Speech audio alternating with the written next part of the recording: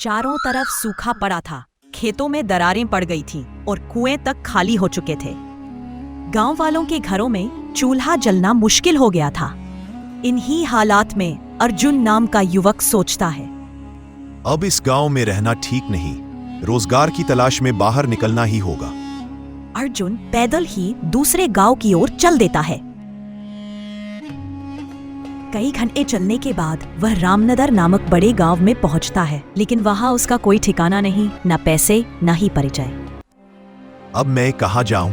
यहाँ तो कोई पहचानता भी नहीं, मुझे यहाँ कौन काम देगा? इसी बीच गांव के बड़े किसान भवानी सिंह दिखाई देते हैं। अर्जुन हिम्मत जुटाकर उनके पास जाता है। सेठ जी, मैं बाहर से आया हूँ, हमारे गांव में अकाल पड़ा है, अगर मुझे कोई काम मिल जाए तो बड़ी कृपा होगी। भवानी सिंह अर्जुन को देखते हैं और मुस्कुराते हुए कहते हैं, तुम्हारी हालत कठिन है, मेरे पास काम है लेकिन आसान नहीं। अर्जुन हाथ जोड़कर कहता है, आप मुझे कोई भी काम दें, मैं पूरी मेहनत और ईमानदारी से करूंगा। उसने कहा, ठीक है, मेरे पास दर्जनों बैल और गाय है, तुम्हें रोज उनका गोबर साफ करना होगा, चारा पानी देना होगा।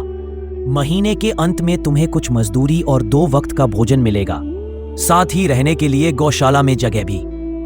अर्जुन थोड़ी देर सोचता है और फिर कह देता है, सेठ जी, मैं ये काम स्वीकार करता हूँ। इसके बाद अर्जुन का जीवन बदल जाता है। वह हर सुबह जल्दी उठकर जानवरों की देखभाल करता, साफ सफाई करता और समय पर भोजन पानी देता। उसकी मेहनत देखकर भवानी सिंह भी खुश रहने लगे। धीरे धीरे अर्जुन के पास थोड़ी बचत होने लगी। अगर मैं ऐसे ही मेहनत करता रहा तो एक दिन अपनी छोटी सी जमीन जरूर खरीद लूंगा। लेकिन गांव में चोर डकैतों का डर भी बढ़ गया था। अर्जुन को चिंता हुई कि उसकी जमा की हुई रकम चोरी न हो जाए। उसने गांव के एक नामी आदमी धर्मपाल चौधरी को बहुत ईमानदार कहते सुना था। अर्जुन अपनी मेहनत की पोटली चौधरी के पास जमा करने जाता है। नमस्ते जमींदार जी, मैं अर्जुन भवानी सिंह के यहाँ काम करता हूँ। कुछ साल पहले ही मैं दूसरे गांव से यहाँ आया। अच्छा अर्जुन, बोलो तुम्हारा क्या काम है मेरे पास? जमींदार जी, मैं सालों से भवानी सिंह के पास काम कर रहा हूँ और मैंने कुछ रुपए भी जमा कर लिए हैं, पर बात यह है कि गांव में चोरी की समस्या बहुत बढ़ गई है, तो मुझे अपने रुपए घर में रखने से डर लग रहा है। अच्छा, कितने रुपए जमा किए हैं तुमने? जमींदार जी, यही कोई 5 से 6 हजार रुपए होंगे मेरे पास। वाह, यह तो बड़ी रकम है। मैंने आपकी ईमानदारी के बारे में लोगों से बहुत सुना है, इसलिए मैं अपनी रकम आपके पास कुछ वक्त के लिए रखने आया हूं। हाँ अर्जुन, तुमने बिल्कुल सही सुना है, तुम्हारी रकम मेरे पास पूरी तरह से सुरक्षित रहेगी। तुम अब चिंता ही छोड़ दो, मैं सब देख लूंगा। अर्जुन अपने पैसों की थैली जमींदार को दे देता है। आप गिनकर देख लीजिए। गिनने की क्या जरूरत है, तुम तो भवानी सिंह की आदमी हो, मुझे तुम पर पूरे विश्वास है। जमींदार जी, आपका बहुत बहुत धन्यवाद। अरे अर्जुन, कोई बात नहीं, धन्यवाद तो मुझे बोलना चाहिए जो तुम मेरे पास आए अपने रुपए रखने के लिए। अर्जुन अपने पैसे जमींदार को देकर अपने घर चला जाता। कई अर्जुन और मेहनत करता है, अब उसकी बचत और बढ़ चुकी होती है। तभी एक दिन वह चौधरी के पास जाकर अपने पैसे मांगता है। जमींदार जी, मेरे अपने पैसे दे दीजिए। जमींदार उसे घूरते हुए कहता है, कौन से पैसे? क्या कोई कागजात है तुम्हारे पास? मैं तो सब लिखित में ही काम करता हूँ। अर्जुन हैरान हो जाता है। पर चौधरी जी, मैंने तो आपके भरोसे पर ही पैसे रखे थे, इतनी मेहनत से कमाया है, कृपया मुझे लौटा दीजिए। चौधरी गुस्से में आकर कहता है, भागो यहाँ से, वरना लोग समझेंगे तुम मुझ पर झूठा इल्जाम लगा रहे हो। दुखी होकर अर्जुन वापस अपने ठिकाने पर लौट आता है। 2 दिन तक वह बिस्तर पर ही पड़ा रहता है। इसलिए अगले दिन भवानी सिंह अर्जुन के पास आ जाते हैं। वो देखते हैं कि अर्जुन बिस्तर पर सो रहा है और वो बड़ा ही चिंता में नजर आ रहा है। अर्जुन भाई, तुम 2 दिन काम पर नहीं आए, क्या हुआ भाई? तबीयत ठीक है ना तुम्हारी? कुछ समस्या है क्या? तभी अर्जुन अपने बिस्तर से उठ जाता है और बोला, अरे सेठ जी, आप खुद यहाँ आए हो, आप खबर भिजवाते तो मैं खुद चला आता। अरे अर्जुन, कोई बात नहीं, तुम्हें देखकर लगता है तुम बीमार हो। क्या हुआ है तुम्हें?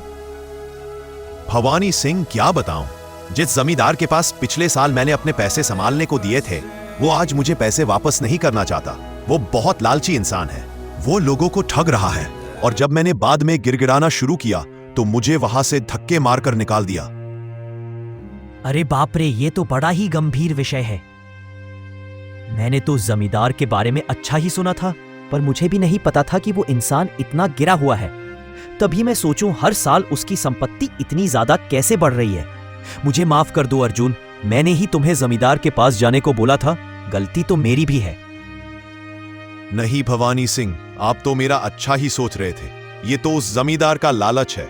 अब लगता नहीं मेरे पैसे उस जमींदार से वापस मिलेंगे भी। अर्जुन, मेरे पास एक तरकीब है जिससे मैं तुम्हारे पैसे तुम्हें वापस दिला सकता हूं। अगले ही दिन भवानी सिंह बहुत बड़ा सूटकेस पैसों से भरकर चौधरी के पास जाते हैं। चौधरी आश्चर्यचकित हो जाता है। अरे सेठ जी, आप खुद मेरे घर? भवानी सिंह मुस्कुराकर कहते हैं, मैं व्यापार के लिए बाहर जा रहा हूं। ये करीब 50,000 रुपए हैं। क्या आप इन्हें कुछ महीनों तक सुरक्षित रख सकते हैं? चौधरी की आंखें चमक जाती है। वह तुरंत कहता है, क्यों नहीं सेठ जी, आपके पैसे मेरी जिम्मेदारी में पूरी तरह सुरक्षित रहेंगे। तभी अचानक अर्जुन भी वहां पहुंच जाता है। चौधरी सकपकाकर कहता है, अरे अर्जुन, अच्छा हुआ तुम आ गए। तुम्हारे रुपए भी मैं आज ही लौटा देता हूँ। उस दिन शायद मुझे पहचान में गड़बड़ी हो गई थी। चौधरी अर्जुन की रकम लौटा देता है और माफी मांगता। अर्जुन के पास अब उसकी मेहनत की पूरी कमाई वापस आ चुकी थी। उसने ठान लिया कि अब कभी किसी पर आंख मूंदकर भरोसा नहीं करेगा। भवानी सिंह हंसते हुए कहते हैं, चौधरी जी, आपकी ईमानदारी पर मुझे पूरा विश्वास है, लेकिन फिलहाल मुझे अपने पैसे कहीं और रखने होंगे। ऐसा बोलकर भवानी सिंह और उसका नौकर वहां से अपने पैसे लेकर चले जाते हैं। दद तेरी की, ये क्या हो गया? ये 50,000 तो चले गए, और जो अर्जुन के 5 अच्छा रुपए हड़प लिए थे वो भी चले गए। आपका बहुत बहुत धन्यवाद सेठ जी। अगर आज आप ना होते तो मेरी सारी जमा पूंजी वो जमींदार हड़प लेता। अर्जुन, कोई बात नहीं। जो व्यक्ति मेहनत और ईमानदारी से कमाता है, ऊपर वाले उसका कभी बुरा नहीं होने देते, और जो हराम की कमाई का खाता है उसका कभी अच्छा नहीं होने देते।